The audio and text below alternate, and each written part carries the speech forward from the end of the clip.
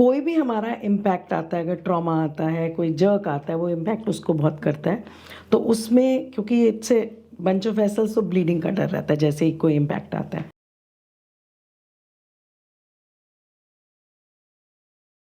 बहुत लोग मैम बात करते हैं लोअर प्लेसेंटा के बारे में कि now I have to be completely on bed rest.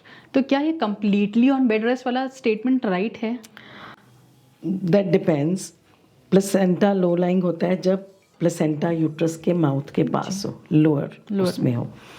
तो क्या होता है कि जब placenta normally, placenta is what, it is a bunch of blood vessels जिससे मदर का ब्लड आता है, फिर वहाँ से कॉर्ड बन के वो बेबी में जाता है।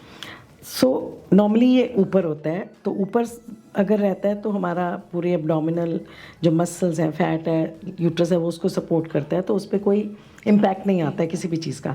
जब वो लोअर होता है, लोअर में वो यूट्रस के माउथ के पास है, that portion is near to vagina.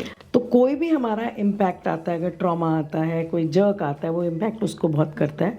तो उसमें क्योंकि it's a bunch of vessels, तो ब्लीडिंग का डर रहता है जैसे ही कोई इम्पैक्ट आता है।